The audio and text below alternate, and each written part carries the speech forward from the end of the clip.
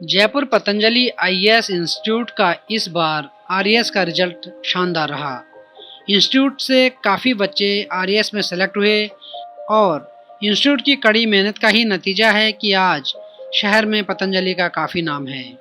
RAS में select हुई नीतू करोल से हमने बात की तो उन्होंने बताया कि कड़ी मेहनत और सही गाइडेंस दिशा को निर्देशित करती है और इसके लिए उन्होंने पतंजलि आईएएस इंस्टीट्यूट को चुना। उनके दिशा निर्देशन में उन्होंने यह सफलता हासिल की है। आगे उनसे बात करते हुए उन्होंने बताया कि इस दौरान उन्होंने कितना परिश्रम किया जिससे उनको यह सफलता हासिल हुई है। मेरा नाम नीतू करोल है। इस बार आरएस 2018 में मैंने ओवरऑल 58th रैंक है और एसटी गर्ल्स में मेरी फर्स्ट रैंक है। इसके अलावा मेरी जो सफलता है उसके पीछे माता रानी, अपने माता पिता और जो पतंजलि कोचिंग संस्थान और धर्मेंद्र सर है उनको बहुत बहुत जो है शुक्रिया करना चाहिए। उनका गाइडेंस जो रहा है वो मेरी सफलता में बहुत यूजफुल रहा है। ये तो मैंने पहले तो आपको बहुत बहुत बधाई। Thank you sir. मैं आपसे ये जानना चाहता हूँ कि आरएएस का सफर कैसा रहा आपका और किस विजन के साथ आपने स्टार्ट किया? जो है पापा की भी इच्छा थी कि मैं सिविल सर्विस में आऊँ, फिर उसी के अकॉर्डिंग फिर मैंने ग्रेजुएशन के बाद में तैयारी शुरू की है। ये मेरा 3rd अटेम्प्ट है। पिछले 2 में मेंस तक पहुंची थी पर किसी वजह से नहीं हो पाया। फिर उसके बाद में जब पतंजलि की गाइडेंस मिली तो उसके बाद से सही तैयारी का रूटीन बना और फिर आरएस में मेरा इस बार 58th रैंक जो हासिल की। जब आप आरएएस की तैयारी करी यस सर। किस तरह की पॉलिसी आपने पढ़ाई के लिए करी कि कोई अगर सीखे तो किस तरह से वो तैयारी करेगा इसको आरएएस की? सर इसके लिए सबसे पहले आपको सिलेबस को ध्यान में रखना होगा और सिलेबस के अकॉर्डिंग ही जो है पढ़ाई करनी होगी, जब प्रीलिम्स हो मेंस हो। अगर समय आपके पास पहले से है तो जहाँ तक है मेंस के अकॉर्डिंग पढ़ाई करो और जैसे ही डेट आती है उसके बाद में फिर प्रीलिम्स के लिए तैयारी करो। और जैसे फिर प्रीलिम्स के बाद में टेस्ट सीरीज ज्वाइन करना भी बहुत ज़रूरी है, जिससे कि टाइम मैनेजमेंट है और उसी प्रकार का जिस प्रकार से एग्जामिनेशन हॉल में माहौल होता है उसी प्रकार का माहौल आपको वहाँ मिल जाएगा। इस वजह से आपकी जो आंसर राइटिंग अच्छी हो जाती है। आपका जो एजुकेशन बैकग्राउंड था यस सर। कहाँ से था और किस स्कूल से आपने स्टार्ट किया? मेरी ये जयपुर से ही हुई है शिक्षा। Rajasthan girls public senior secondary school से 10th 12th वहाँ से हुई है। प्राथमिक शिक्षा बालाश्रम पब्लिक स्कूल से हुई है। इसके पश्चात कनौड़िया से मैंने बीए और एमए पॉलिटिकल साइंस है। फिर नेट जेआरएफ हूँ मैं उसमें और गोल्ड मेडलिस्ट हूँ राजस्थान यूनिवर्सिटी। कितना समय आपको देना पड़ता है मतलब ये पूरी तैयारी करने के लिए? कितना समय आपको देना पड़ता है? तो एक बार अगर आप सिविल सर्विस की तैयारी करते हो तो फिर आपको पूरा फोकस उसी पे करना होता है। तो टाइम वैसे घंटे गिन के मैं नहीं पढ़ती थी, पर जैसे कि जितना आप पढ़ सकते हो उतना पढ़ो और सिलेबस के अकॉर्डिंग कि इतना टाइम में सिलेबस हो भी जाए, रिविजन भी हो जाए, जिससे कि आप में वो कॉन्फिडेंस आ जाए कि आप पेपर अच्छे से सॉल्व कर सकें। ये जो गाइडेंस आपको मिली है किस तरह से आपसे किस तरह से आपको प्रिपरेशन करना चाहिए कि आप सर्विसेज के? हाँ, तो जैसे मोटिवेशन का कहें तो सबसे पहले पापा से और घर वालों से और जो फैमिली मेंबर्स हैं सबसे मिली है। उसके बाद में सर कोचिंग जो है पतंजलि इंस्टीट्यूट, वहीं से मैंने कोचिंग ली है। वहीं से जो टीचर्स है धर्मेंद्र सर हैं उनका बहुत योगदान है। इसके अलावा और जो टीचर्स अरुण सर हैं, हाँ सुजीत सर हैं, उनका बहुत योगदान इसमें रहा है कि किस अकॉर्डिंग से आंसर फ्रेमिंग करनी है, किस प्रकार से आंसर लिखना है। सर वहीं से मैंने जो है ये सीखा है सब। थोड़ा अपनी फैमिली बैकग्राउंड के बारे में बताएंगे आप? मम्मी मेरी हाउसवाइफ है और पापा जो है फार्मर है। 4 बहन भाई हैं। बड़ी सिस्टर है वो पंजाब में रहती है, उनकी शादी हो गई है और छोटी सिस्टर है वो बैंक में है, यूनियन बैंक ऑफ इंडिया में। और भाई है उसने अभी बीएससी एग्रीकल्चर किया, सबसे छोटा है। रिजल्ट के बाद आपके जो पेरेंट्स हैं उनका किस तरह का एक्सप्रेशन रहे, किस तरह की खुशी एक होती है अलग सी ऐसा, तो क्या आपको लगा उसके बाद? हाँ सर, डेफिनेटली काफ़ी समय से वो इसी की वेट कर रहे थे। एक तो आरएस का लंबा प्रोसेस हो जाता है, इस वजह से भी थोड़ा। तो जैसे ही रिजल्ट आया उन्हें बहुत खुशी हुई थी और वो खुशी देख के सच में बहुत रिलैक्स फील होता है। आपके कई सारे फ्रेंड्स होंगे? Yes sir. कितने लोग आपके साथ थे जिन लोगों ने आपको कांग्रेट्स कहा होगा और आपकी तैयारी को देख के उनको लगा कि यहाँ इस तरह से तैयारी की जा सकती है? कितने आपके साथ वाले थे जो इस अटेम्प्ट में सक्सेस हुए? हाँ सर, हमारा ग्रुप था, कई लोग तो उसमें सक्सेस भी हुए, कुछ की रैंक कम रह गई है किसी कारणवश। तो उन्होंने भी कांग्रेस किया है। साथ में कई स्कूल के फ्रेंड्स थे, उन्होंने भी कांग्रेस किया है। हाँ, और कई है जो अभी पूछ भी रहे हैं कि किस प्रकार से अभी आगे तैयारी करना है गाइडेंस के लिए। तो डेफिनेटली मैं उनकी भी आगे हेल्प करना चाहूँगी। अगर आपको पहली पोस्टिंग मिलेगी तो कहाँ आप जाएंगे, कहाँ मिलना चाहिए? सिर्फ कहाँ भी मिल जाए जयपुर में, बस जयपुर में या राजस्थान में ओवरऑल कहीं भी मिल जाए, बस सेवा करनी है, अब अच्छे से अपनी जॉब करनी है। आपने क्या एक्सपेक्ट किया रिजल्ट के बारे में, क्या सोचा था किस तरह का आपका रिजल्ट आएगा? जो आपने सोचा था वो सही है, उसमें कुछ चेंज नहीं था? हाँ सर, मैंने एक्सपेक्ट तो किया था कि हाँ कि इस बार पॉजिटिव आएगा रिजल्ट, पर 58 रैंक का तो नहीं सोचा था कि रैंक और एसटी में गर्ल्स में टॉप हो जाएगा, इतना मैंने नहीं सोचा था। इसका श्रेय किसको देंगे आप सबसे पहले? सर सबसे पहले भगवान माता रानी को, फिर मम्मी पापा और अपने जो गुरुजन है उन सबको मैं इसके लिए श्रेय देना चाहूँ। अगर कोई इन फ्यूचर आरएएस की तैयारी करे तो कहाँ से शुरू करें, किस स्टेज पे उसको शुरू करना चाहिए?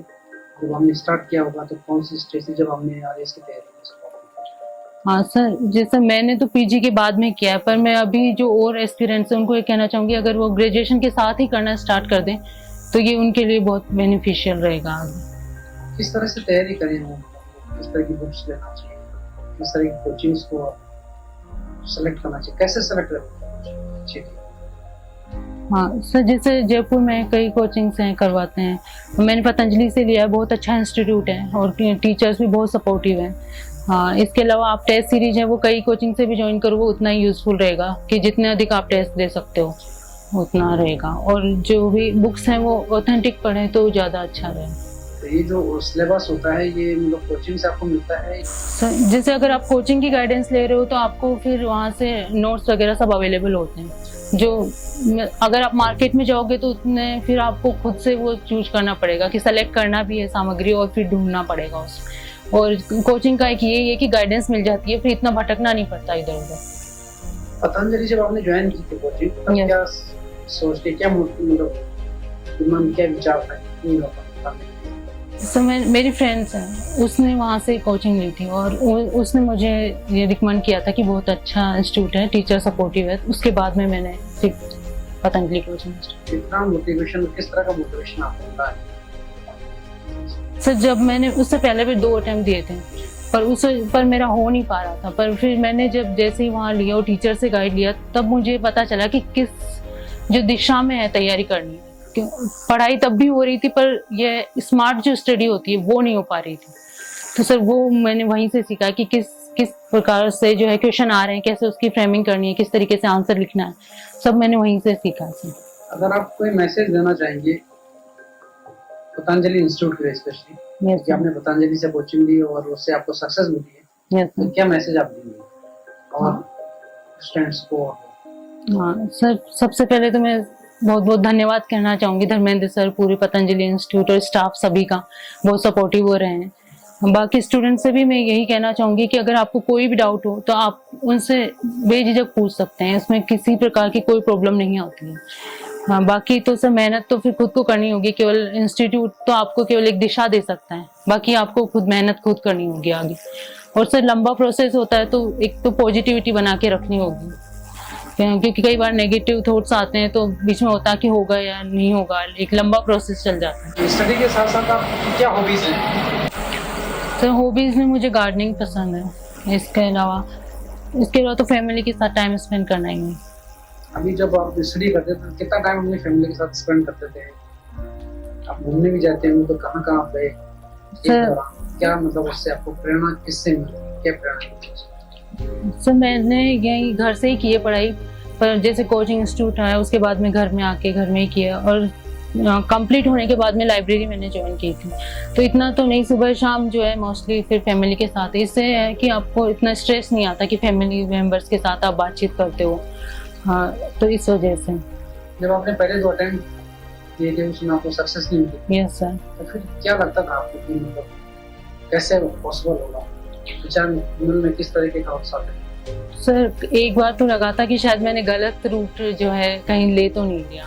हाँ, क्योंकि सर उधर जो है गोल्ड मेडलिस्ट थी और JRF भी हो गया था, तो कि एक दिमाग में ये थॉट आने लगी थी कि लेक्चरशिप में जाना चाहिए था इसके बजाय, लेकिन फिर से तैयार किया कि नहीं, ये इसमें है तो एक बार और अच्छे से तैयारी करनी है, और फिर से इस बार सफलता भी फिर मिली।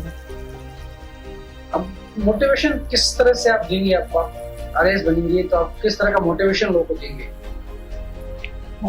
सर जो एस्पिरेंट्स के लिए तो मैं यही कहना चाहूँगी कि डिमोरलाइज नहीं होना है, बस जितनी आप मेहनत कर सकते हो करो। और ये टाइम ऐसा रहेगा कि आपको और चीज़ें बहुत सी जो है आपको छोड़नी होगी। ऐसे नहीं कि आप पूरा फोकस जो है इसी पे करना होगा, तभी इसमें सफलता मिल सकती है। और इसके अलावा तो फिर इसमें जो आपके लिए, जो सोसाइटी के लिए, इनके लिए जो आपको काम करने का मौका मिलेगा, वो खुद अपने आप में एक इंस्पिरेशन होती है कि जो भी पिछड़ा हुआ तबका है आप खुद देखते हो और उसके लिए करने का सोचते हो, तो उससे खुद को आपको इंस्पिरेशन मिल जाता है। क्या मैसेज आप देना चाहेंगे शहरवासी और देशवासियों? सभी का जो शुक्रिया, जो भी जिन्होंने भी मेरा जो है सपोर्ट किया है। और इसके आगे तो बस अब मैं ये चाहती हूँ मेरी ड्यूटी पूरी तरीके से निभा सकूँ, और उसमें भी आपकी उम्मीदों हैं जो सबकी है उन पे खरा उतर। सर आपने बहुत मेहनत की होगी, बिटिया सक्सेस हुई आरएएस में, आप क्या कहेंगे? सब हमारा तो काम यही था, इसको छोड़ते थे लाते थे, और मेहनत इसने खुद ने की है खूब। और मैं तो किसान हूँ, तो जितना इसको गाइडेंस करना चाहिए तो वो कर भी नहीं पाया। ये अपने आप इसकी खुद की मेहनत है, इसकी बदौलत ही आगे। उनका रूटीन किस तरह से रहता था, किस तरह से पढ़ाई होती थी? अब जब सुबह उठते तो ये नहा धो के पूजा करती थी, फिर उसके बाद हम पढ़ाई स्टार्ट करते। कितना समय इनको लगा आरएएस में इस रिजल्ट तक पहुंचने? समय लगा, समय तो सब 2-3 साल तो लगी गए ना इसको। बीच में एग्जाम वगैरह नहीं लगे तो काफी टाइम निकल गया। क्या मैसेज आप लोगों को देंगे कि उनको कितना पेशेंस की जरूरत है मतलब इसमें मैं तो यही कहना चाहूंगा, बहुत हिम्मत से काम ले, और निकलना कोई ज्यादा वो नहीं है, लेकिन हिम्मत से पढ़ने के लिए बस। और लोगों को क्या मैसेज देना चाहिए? लोगों को तो यही देना चाहूंगा, सबको अपने बच्चों को तैयारी कराओ, पढ़ाओ। हर आदमी आरएएस बन सकता है, ये आप मानते हैं? हर आदमी तो आरएएस, लेकिन कोशिश तो सबको करनी चाहिए। माता जी आप बताएं कि बिटिया आपकी एसडीएम बनेगी, क्या सोचा था आपने इनके बारे में? मैं तो यही सोची जो हमारी बेटी है एसडीएम बना। किस तरह से तैयारी कराई आपने उनकी? तैयारी तो या खुद ही करे, खाना पीना वो ध्यान रखी। अच्छा, कितना टाइम पढ़ती थी? कभी आपको परेशान तो नहीं है इन्होंने? नहीं। आरएएस हो गई, क्या कहेंगे आप? मैं तो यही कहूंगा साहब कि इन्होंने जो मेहनत करी है ना, उसकी भगवान राज रखेगी। मेहनत तो करी इन्होंने। हाँ, आप लोगों को भी सही हो रहा होगा। आप लोगों ने बोला कि क्या करना चाहिए? हाँ, बार बार जो है हम यही राय देते थे, बेटा कंपटीशन की तैयारी करो, लगे रहो आधार पर, एक दिन जरूर सफलता मिलेगी।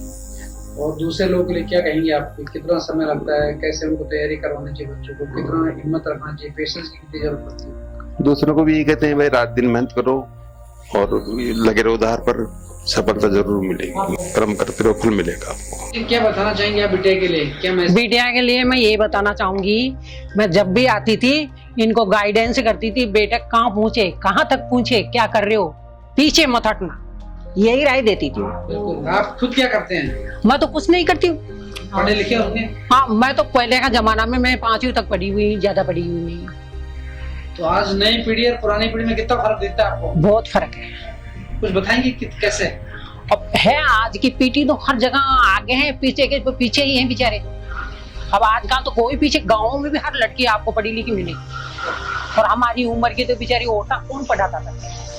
काश्तकार लोग तो खेती बाड़ी में ध्यान देते थे, और आजकल जो काश्तकार भी है ना, हर बच्ची को पढ़ाते हैं। बिल्कुल। हाँ, आज जमाना बदल गया। आज बिटिया एसडीएम बनेगी। हाँ, क्या संदेश आप देंगे इनके? मोदी बेटा आशीर्वाद है मेरा, और अच्छे से काम करना, अच्छी सी सेवा करना, और नाम रोशन किया हमारा। धन्यवाद।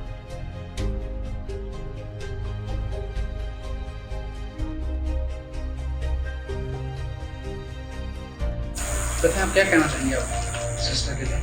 Sir definitely she has worked very hard, और उसी का रिजल्ट इनको मिला है। आप क्या करते हैं और किस तरह से तैयारी करते हैं, इसके बारे में थोड़ा बताएंगे?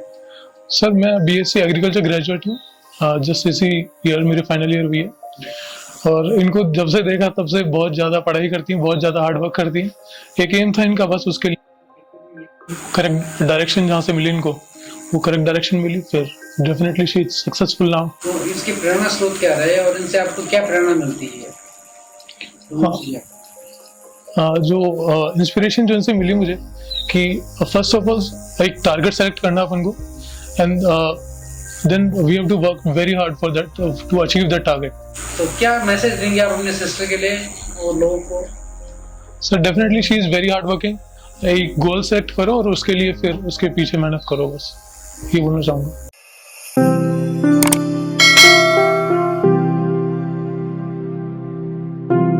अधिक जानकारी के लिए संपर्क करें पतंजलि, रिद्धि सिद्धि चौराहा के पास, गोपालपुरा बाईपास, जयपुर। कॉल करें 72406 72406।